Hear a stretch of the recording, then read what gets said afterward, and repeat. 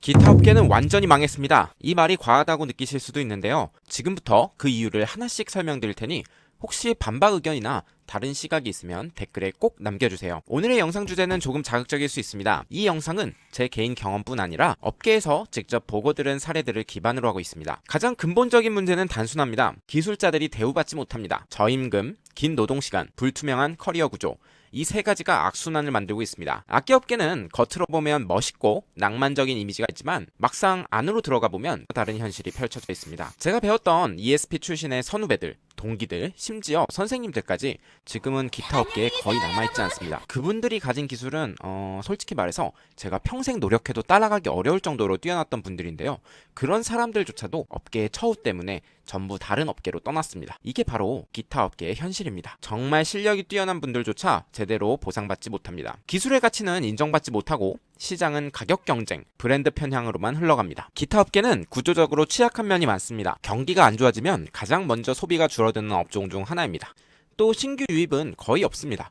유튜브가 흥하지 않던 시절엔 슈퍼스타 K처럼 유행을 주도하는 매스미디어가 있었지만 지금은 유튜브의 고도화된 개인화 알고리즘 때문에 대중적인 유행 자체가 사라져버렸습니다. 그래서 자연스럽게 신규 유입도 줄어드는 구조가 됐습니다. 기타 업계의 대부분의 활동은 제조, 유통, 서비스 이 세 축을 중심으로 흘러갑니다. 먼저 제조에 대해 이야기해보겠습니다. 기타 제조업은 고도의 기술이 필요한 산업입니다. 하지만 아이러니하게도 회사들이 찾는 건 뛰어난 루시어나 장인형 기술자가 아니라 라인을 문제없이 돌려줄 인원입니다. 악기업, 악기 제조업체의 대부분이 영세한 중소기업이고 기술자에게 의미 있는 커리어 구조를 만들 여력이 부족합니다. 펜더나 콜텍 같은 큰 회사들의 채용 구조를 보면 기술자보다 경영, 마케팅, 기획, 물류 같은 고학력 비즈니스 인력이 더 우대됩니다. IT 업계처럼 기술이 우선되는 구조와는 대조적이라고 할 수 있겠습니다. 개인 공방도 사정이 크게 다르지 않습니다.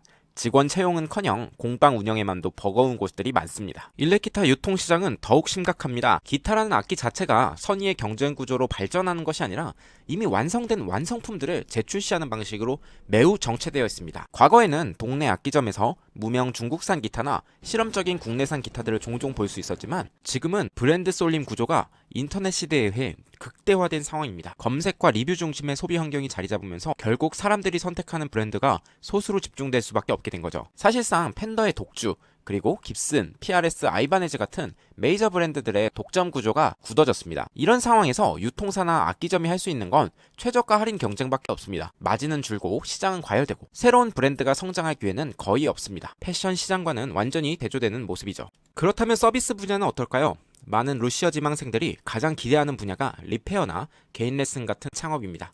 하지만 이 역시 문제가 많습니다. 첫째, 경험을 제대로 쌓을 공간이 거의 없습니다. 공장이나 유통사에서 일한다고 해서 그것이 리페어 실력으로 이어지는 것도 아니며 대중들의 시선 또한 차갑습니다.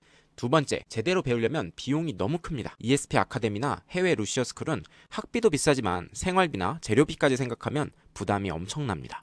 마지막으로 리페어샵은 개인 사업입니다. 최소한 일반인 직장의 이상의 수익을 내야 하는데 우리나라 기타 시장 규모상 현실적으로 이걸 꾸준히 유지하는 것은 어렵습니다. 일렉기타는 낭만 그 자체입니다. 그래서 루시어를 꿈꾸는 분들, 리페어샵 창업을 꿈꾸는 분들이 정말 많습니다.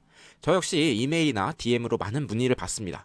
저는 꿈을 응원하고 낭만은 멋있다고 답변을 드리는 한편 차가운 현실에 대한 이야기도 함께 드립니다. 실제로 ESP 졸업반 기준으로 보면 졸업생 대다수가 기타 업계에 진출하지만 결국 몇 년 안에 업계에 남아있는 사람은 한 클래스에서 한두 명에 불과합니다. 이건 숨길 수 없는 사실입니다.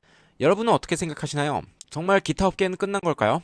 솔직히 말하면 지금 이 구조와 흐름으로는 희망을 찾기가 정말 어렵다고 느껴질 때가 많습니다. 그래도 저는 포기하고 싶진 않습니다. 여전히 기타를 좋아하고 이 업계를 지키고 싶고 그래서 별의별 시도를 다 해보면서 제 나름대로의 길을 찾으려고 애쓰고 있습니다. 하지만 혼자서 판단하기에는 너무 큰 문제여서 여러분의 생각이 정말 궁금합니다. 여러분은 어떻게 느끼시나요? 정말 이 업계에 미래가 없을까요? 부디 댓글로 남겨주시면 여러분 한 분 한 분의 의견이 정말 큰 힘이 될 것입니다. 감사합니다. 다음 영상에서 또 만나요.